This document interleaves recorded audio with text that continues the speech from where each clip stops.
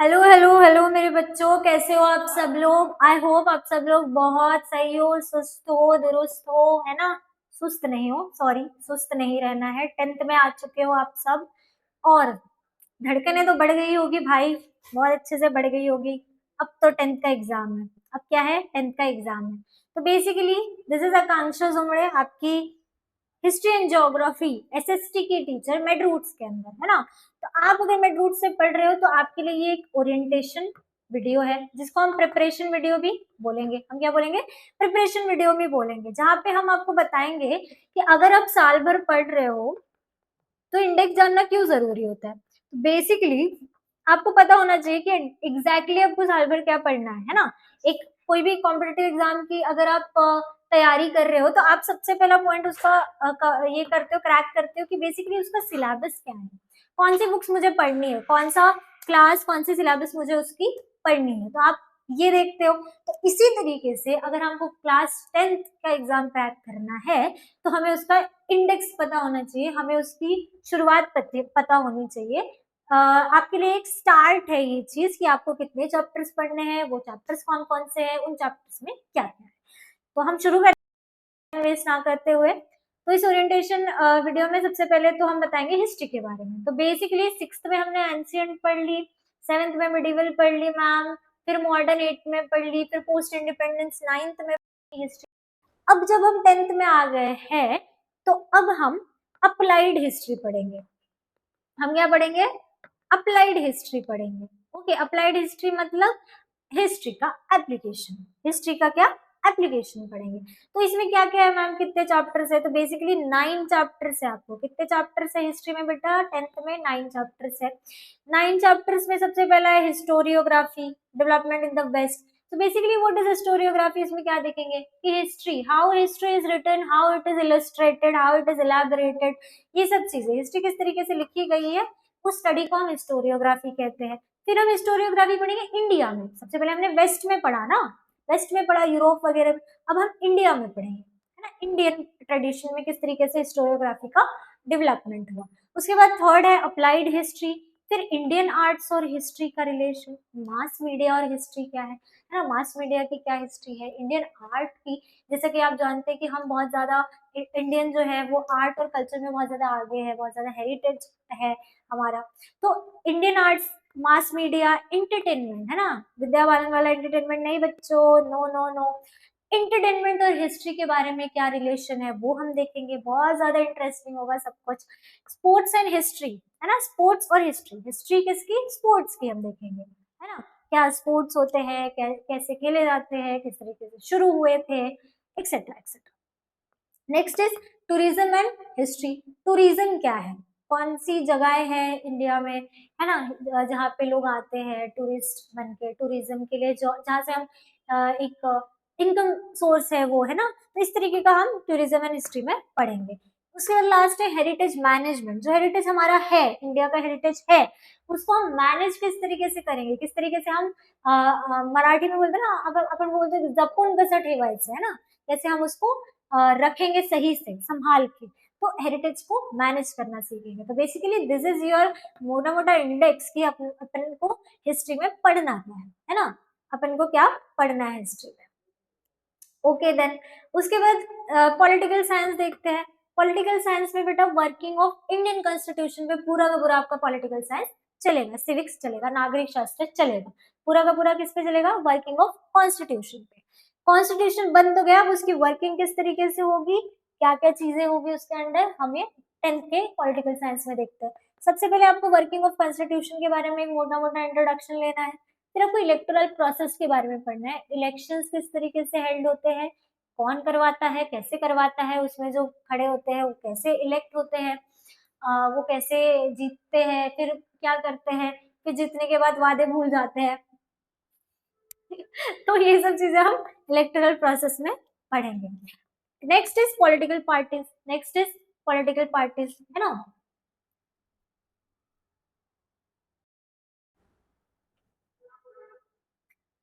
तू एक दी तो चाहले हुई शुरुआत तेरे पीछे की करदा, नी मैं तेरे लिए कमावा पैसा तेरे पे उड़ावा पैसा, ये मेरा जी करदा, है ना?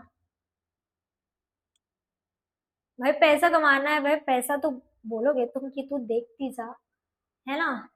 मैं पैसा कमा रहा हूँ तेरे लिए, सब बोलते हो ना आप? किसको बोलते हो? बोलते हो ना आप?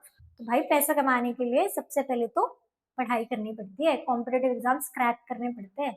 कॉम्पिटेटिव एग्जाम्स क्रैक करने के लिए इस तरीके के, है ना, सिस्टम्स को क्रैक करना पड़ता है कि किस तरीके से पढ़ना है भाई, गाइडेंस लेना पड़ता है, और गाइडेंस में रूट्स देता है आपको। Okay, so basically working of constitution हो गया, इलेक्टोरल प्रोसेस हो गया, पॉलिटिकल पार्टीज होगी बच्चा, और पॉलिटिकल पार्टीज के बाद सोशल एंड पॉलिटिकल मूवमेंट्स होंगे, है ना, सोशल एक्टिविटीज। और लास्ट हम पढ़ेंगे challenges faced by democracy. Challenges faced by democracy, democracy तो बन गई, इंडियन डेमोक्रेसी तो बन गई, कॉन्स्टिट्यूशन तो बन गया। अब क्या चैलेंजेस उसमें आ रहे हैं, क्या चैलेंजेस हम फेस कर रहे हैं, इंडियन डेमोक्रेसी क्या चैलेंजेस फेस कर रही है? ओके,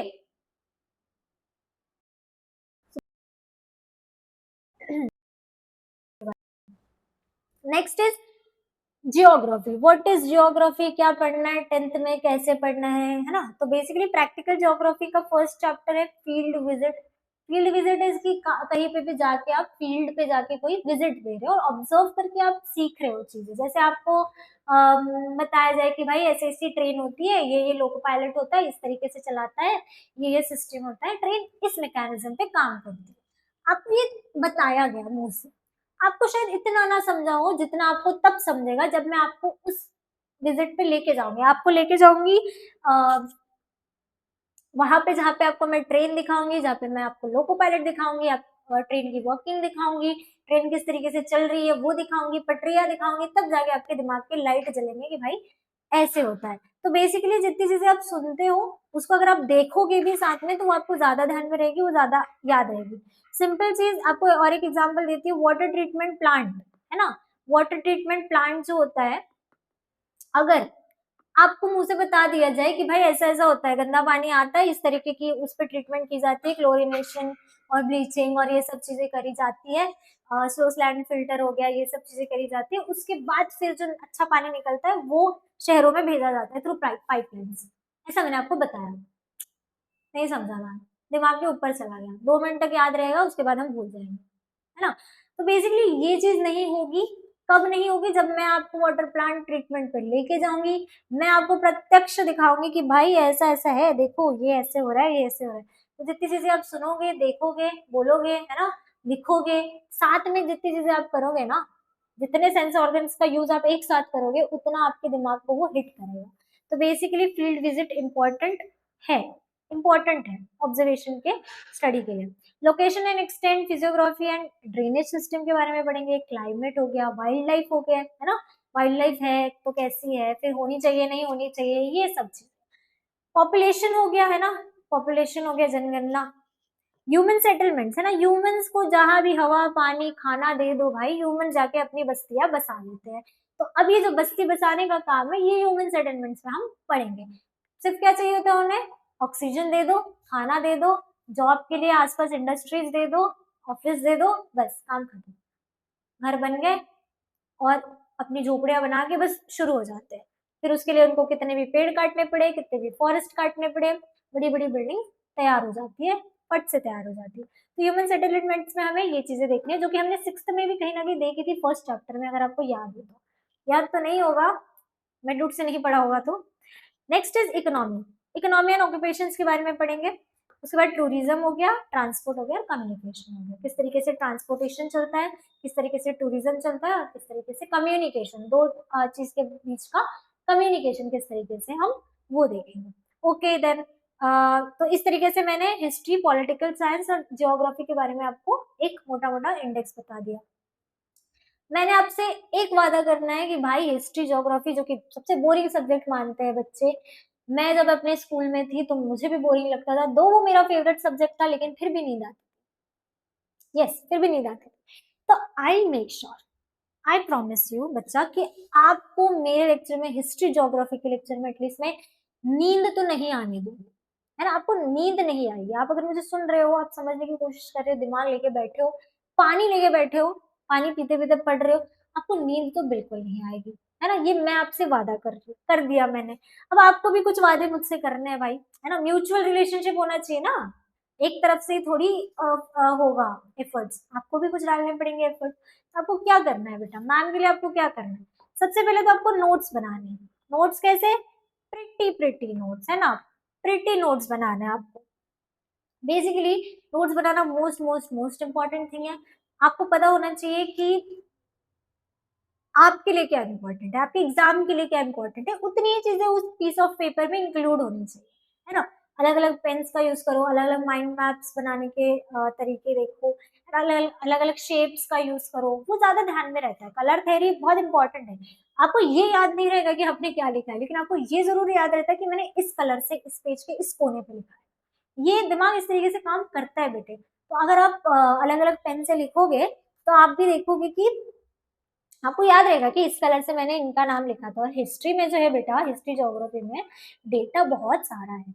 डेटा किस किन किन चीजों का है बेटा, डेट्स हो गई, ईयर्स हो गए, डेट्स हो गई, ईयर्स हो गए, प्लेसेस हो गए, कुछ कुछ महान लोग हो गए जिनके बारे में हमें पढ़ना है। तो ये सब इतना सारा डेटा है कि हम डर जाते हैं। हम क्या डर जाते हैं, हम क्या करते हैं, हम डर जाते हैं, हम छोड़ देते हैं। हमें छोड़ना नहीं, हमें नोट्स प्रिपेयर करने हैं। अगर मैं बता रही हूँ कि ये इंपॉर्टेंट है बेटा, मैं बता रही हूँ आपको, पढ़ाते पढ़ाते पेन पेपर लेके बैठो, मैं बोल रही हूँ इंपॉर्टेंट है, स्टार मार्क किया लिख दिया, स्टार मार्क किया लिख दिया, इतना मुश्किल नहीं है, पढ़ाते पढ़ाते लिख सकते हो, इतना मुश्किल नहीं है।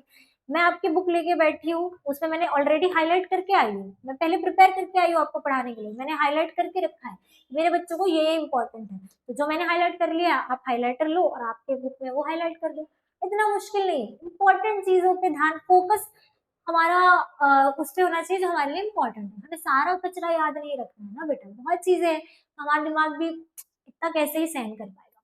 तो बेसिकली नोट्स बनाना जरूरी है, अच्छे नोट्स बनाना। भसड़ नहीं मचानी है कि अगर आप पीछे पलटाओ तो आप खुद के नोट्स देख के बोलो अरे यार ये मैंने क्या बनाया है, मुझे खुद नहीं पढ़ा जा रहा है। तो भसड़ नहीं मचानी है बेटा, खिचड़ी नहीं बनानी है, प्रॉपर नोट्स बनाने हैं, है ना, प्रॉपर अच्छे से नोट्स बनाने, क्लीन एंड नीट नोट्स बनाने हैं आपको, ताकि आप पीछे अगर कभी पलटाओ तो आपको पढ़ने में मजा आए, पढ़ने में मजा आए। सेकंड, आपको मुझसे प्रॉमिस करना है कि बेटा आप सेल्फ स्टडी करोगे। ये नहीं कि मैम ने पढ़ा दिया आधे घंटे का, मुश्किल से 30 मिनट 40 मिनट का लेक्चर होता है ना, आधे घंटे में पढ़ा दिया तो बस बुक फेंकी, फोन पे फेंका, पेन फेंका, बस। सॉरी, आप फोन फेंकते नहीं होंगे ना, आप तो फोन में मेडूट से निकल के सीधा इंस्टाग्राम पे जंप करते होंगे, है ना। Sorry, sorry for that, phone नहीं फेंका आपने, बुक फेंकी। तो बेसिकली ऐसा नहीं करना है बच्चे, अगर आप मेरे स्टूडेंट्स हो तो आपको ऐसा नहीं करना है, आप समझदार स्टूडेंट्स हो। आपको क्या करना है, सेल्फ स्टडी करनी है। कैसे करनी है मैम, 30 मिनट बहुत ज्यादा नहीं है आपके दिन भर के, है ना, 30 मिनट का अगर मैंने लेक्चर करा दिया आपको, 5-10 मिनट का ब्रेक लो, अच्छे से पानी वानी पियो, हाइड्रेट हो जाओ। उसके बाद फिर आप उसी पीस ऑफ पेपर पे आओ, उसी पेज पे आओ जो पेज आपको कुछ देर पहले मैम ने पढ़ा दिया था, कुछ देर पहले मैम ने आपको पढ़ा दिया था। इससे क्या होगा, आपके ब्रेन को एक सिग्नल मिलेगा, है ना, कि भाई इस चीज को 2 बार और पढ़ ले, 2 बार और पढ़ ले। हमारा ब्रेन काम ही इसी तरीके से करता है, ब्रेन के दरवाजे को खटखटाते रहना पड़ेगा बच्चे, क्योंकि जंग लग जाएगा, करोड़ हो जाएगा नहीं तो। आप अगर चाहते हैं आपके ब्रेन को जंग ना लगे तो आपको उसको खटखटाते रहना पड़ेगा हमेशा, पीरियोडिकली, है ना। एक हफ्ते में देख लिया, फिर 2 हफ्ते में फिर से देख लिया, पेपर आने तक आपने एटलीस्ट एक टॉपिक को 3 से 4 बार देख लेना चाहिए मिनिमम, आपको इतने बार तो देखना ही है, तभी आपके दिमाग में वो चीज बैठ ही रहेगी। अदरवाइज आप बोलोगे एक बार हो गया, मैम ने सिखा दिया, मेरे को समझ गया सब, हाँ समझ गया बच्चे, लेकिन आपको याद नहीं है कुछ, याद होना चाहिए। तो बेसिकली ये चीज हो गई, नोट्स हो गया, सेल्फ स्टडी हो गई, रिवीजन, रिवीजन करना है आपको, खुद रिवीजन करना है। रिवीजन करने से आपके कंसेप्ट बिल्ड होंगे, आपको ज्यादा याद रहेगा, आप 4 कदम आगे रहोगे। आप क्या रहोगे, 4 कदम आगे रहोगे। ओके, आपको फिर और एक प्रॉमिस करना है मुझसे कि आपको एक माइंड सेट लेके आना है पढ़ाई वाला, ज्यादा कुछ नहीं, जान नहीं मांगी है बेटा, 5-6 पॉइंट्स मांगे आपसे, जान नहीं मांगी है, ठीक है। माइंड सेट लेके आना है एक पढ़ाई वाला कि मुझे पढ़ाई करने जाना है। आप इतना भी अगर माइंडसेट लेके आओगे तो बाकी का आप मुझ पे छोड़ दो, बाकी का आप अपने सामने वाले टीचर पे छोड़ दो, है ना। क्योंकि क्या होता है बच्चे, अगर आपको कितना भी अच्छे तरीके का प्लेटफॉर्म मिल जाए, नॉलेज मिल जाए, नोट्स मिल जाए, सब मिल जाए, लेकिन अगर आपका दिमाग ही पढ़ने के लिए रेडी नहीं है, आप उसको बोझ की तरह पढ़ रहे हो, आपका माइंडसेट ही पढ़ने के लिए रेडी नहीं है, तो बेसिकली क्या हो जाएगा, आप वो करोगे, ठीक है आप करोगे, लेकिन आप वो ऊपर ऊपर से ओके ओके करोगे, उसमें आप मास्टरी नहीं कर पाओगे। सेकंड चीज क्या होगी, आप कर ही नहीं पाओगे, या तो आपसे हो ही नहीं रहा है, या तो आपसे क्रैक ही नहीं हो रहा है। तो बेसिकली ये दोनों चीजें आपके साथ नहीं होनी चाहिए। अगर आप मेड रूट्स में हमारे बच्चे, तो आप हम चाहते हैं कि कोई भी बच्चा अगर आया है तो ये सब चीजें, ये सब प्रॉब्लम्स उनके साथ ना आए। तो बस एक छोटी चीज करनी है आपको, एक माइंडसेट बना के आना है बेटा कि मुझे पढ़ना है, मैं मैम के पास पढ़ने जा रहा हूँ। 30 मिनट डेडिकेशन से आपको सुनना है मैम का, और जाके फिर एक बार रिवीजन करनी है, इतना ही करना है। कोई रॉकेट साइंस नहीं है, कोई बड़ी बात नहीं है, इतना ही करना है।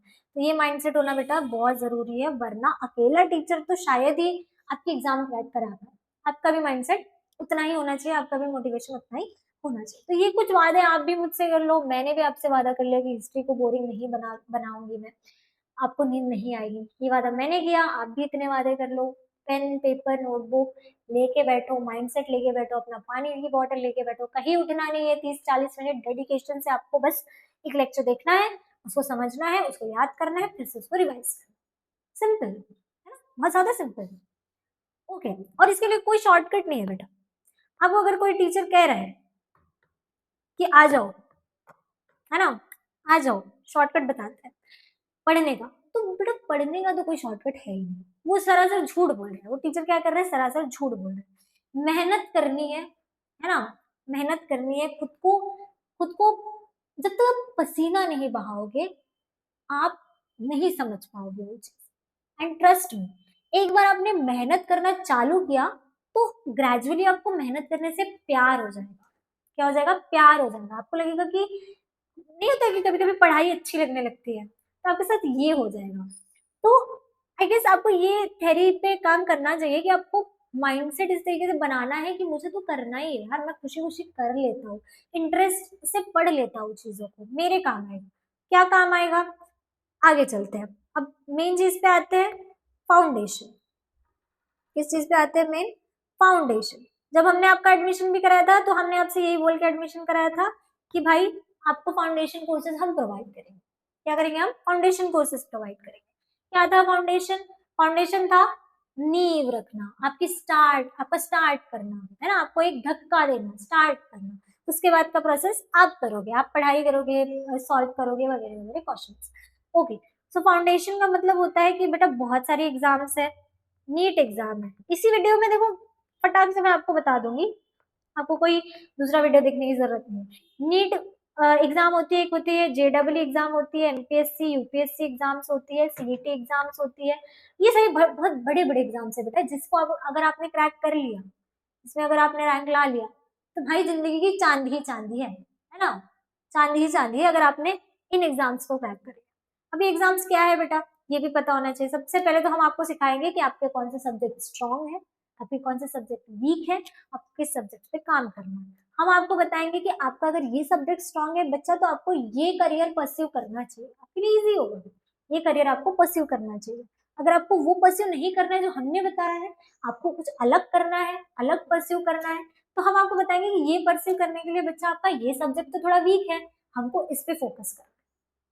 आपको समझा किस तरीके से गाइड किया जाएगा। ओके, सेकंड गाइडेंस आपको दिया जाएगा कि अगर आपको एक कोई डॉक्टर बनना है, तो आपको कौन सी एग्जाम देनी है, किस तरीके से देनी है, क्या होगा। तो बेसिकली नीट अगर है, अगर कोई बच्चा मेरे पास आया है मेडरूट्स में, अगर वो बोल रहा है मुझे डॉक्टर बनना है मैम, तो मैं उसको बोलूंगी बेटा नीट देनी है। क्या करना है बेटा, नीट देनी है आपको, एक एग्जाम पे फोकस करना है आपको। और नीट में आपको पीसीबी, फिजिक्स केमिस्ट्री बायोलॉजी, इसके अलावा आपसे कोई भी पूछा नहीं जाता है। तो फिजिक्स केमिस्ट्री बायोलॉजी इतना आपको फोकस करना है, ज्यादा फोकस आपको उस पर करना है। तो बेसिकली आपको अभी से पता चल रहा है कि आपका फोकस किन सब्जेक्ट्स पे होना चाहिए और आपको परस्यू क्या करना है। सिंपल। अब नीट में बच्चे 2026 का ही ले लो, 25 लाख से ऊपर बच्चों ने क्या किया है, एनरोल किया है। 25 लाख से ऊपर बच्चों ने अपना फॉर्म भरा है, किसका, नीट का, 25 लाख। और सीट्स कितनी होती है मैम, मत बताओ मैम, हार्ट अटैक आ जाएगा। सीट्स होती है बेटा 90,000 से मुश्किल से 1 लाख, 90,000 से 1 lakh. Okay, not okay ma'am, not okay.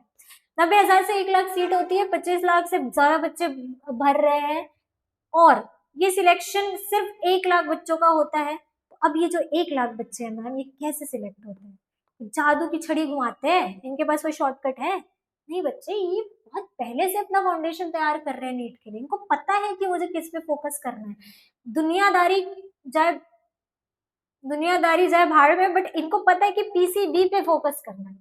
इनको पता है पीसीबी पे फोकस होना चाहिए, बाकी सब्जेक्ट्स पे नहीं। तो ये हम आपको बताएंगे, तभी जाके ये 1 लाख बच्चों में आते हैं, तभी जाके क्या करते हैं, ये 1 लाख बच्चों में आते हैं। नेक्स्ट आते हैं भाई हम जेडब्ल्यू। जेडब्ल्यू भी बेटा इंजीनियरिंग के लिए दी जाती है, और इसमें पीसीएम, इसमें पीसीएम फिजिक्स केमिस्ट्री और मैथ्स, इस पे फोकस होना चाहिए। अगर आपको इंजीनियर करना है तो आपको इन सब्जेक्ट्स पे फोकस होना चाहिए। एमपीएससी और यूपीएससी अगर आपको क्रैक करनी है, आपको प्रिपेयर करना है, तो बेसिकली आपका फोकस मुझ पे होना चाहिए। मुझ पे in the sense history and geography, since I am your teacher of history and geography, तो आपको हिस्ट्री और ज्योग्राफी पे फोकस होना चाहिए। करेक्ट?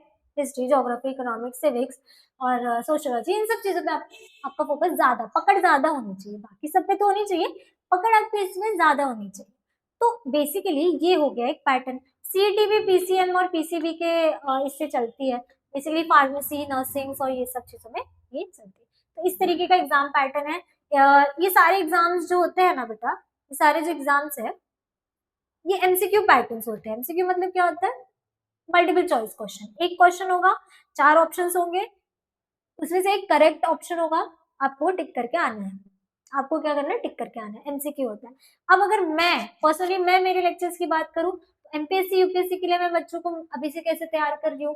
बच्चा, मैं अगर स्टेट बोर्ड का कोई लेक्चर ले रही हूँ, महाराष्ट्र स्टेट बोर्ड का अगर मैं कोई लेक्चर ले रही हूँ, तो हर लेक्चर के पीछे, हर लेक्चर के पीछे मैं 5 से 10, कम से कम मान लो 5 एमसीक्यू कराती हूँ। किसके एमसीक्यू कराती हूँ? एमपीएससी।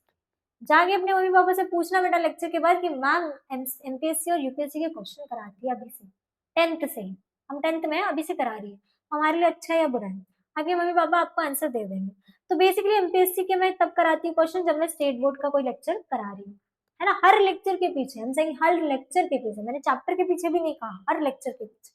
और जब हम मैं सीबीएसई का पढ़ा रही हूँ बच्चे, है ना, सीबीएसई भी हम कवर करते हैं। मैंने यहाँ इंडेक्स नहीं एड ऑन किया, बट हम सीबीएसई भी बखूबी उसको कवर करेंगे। ओके, तो बेसिकली जब हम सीबीएसई का लेक्चर करते हैं, तो हम यूपीएससी के क्वेश्चंस, यूपीएससी के एमसीक्यूज, लेकिन वो एमसीक्यूज कैसे होंगे बच्चा? वो एमसीक्यूज होंगे पीवाईक्यूज। हाँ मैम, नए नए टर्म्स ला रहे हो। प्रीवियस ईयर क्वेश्चंस होंगे। क्या होंगे वो? प्रीवियस ईयर क्वेश्चंस होंगे, जो पहले पूछे गए एमपीएससी यूपीएससी में, प्रीलिम्स में कौन से साल में पूछे गए, मैं वो भी इंक्लूड करती हूँ, है ना। तो आपको ढूंढने में थोड़ी आसानी हो जाती है। तो बेसिकली जब मैं स्टेट बोर्ड पढ़ा रही हूँ, तो मैं एमपीएससी के क्वेश्चंस कराऊंगी, जब सीबीएसई पढ़ाऊंगी यूपीएससी के क्वेश्चंस कराऊंगी। तो इससे क्या हो गया, आपको पता चला कि ये मेरा पेज है जो मैंने आज पढ़ा है मेरी टेक्स्ट बुक से, और इससे इतने क्वेश्चंस आ चुके हैं एमपीएससी और यूपीएससी में। और आप देखोगे कुछ कुछ इतने बेसिक सवाल आपके एकदम बुक से उठा के पूछे जाएंगे ना, आप शॉक हो जाओगे कि भाई इतने इजी क्वेश्चन ये तो मुझसे बन रहे हैं, मैं कर लूं एमपीएससी क्रैक, है ना।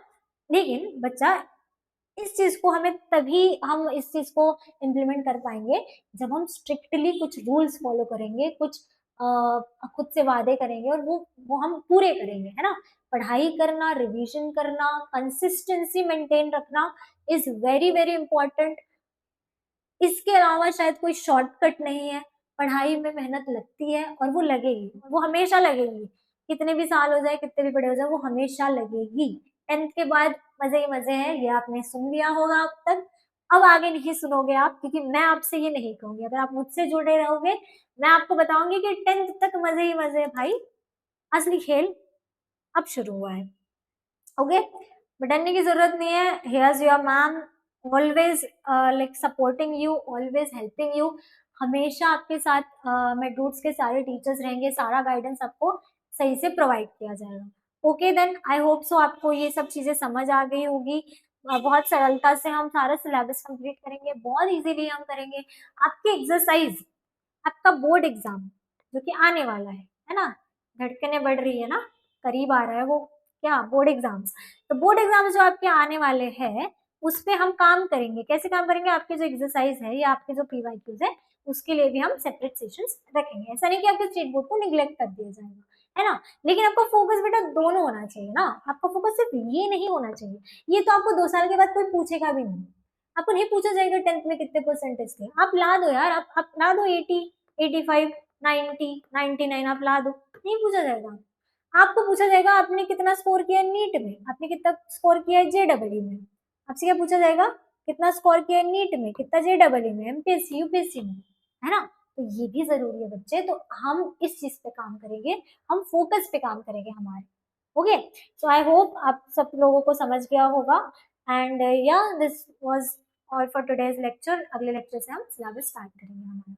So this is your teacher Akanksha signing off for today. Thank you so much and sending you lots of love, lots of strength, lots of immunity कि आप इस पढ़ाई को बहुत अच्छे से करें। All the best for your 10th session.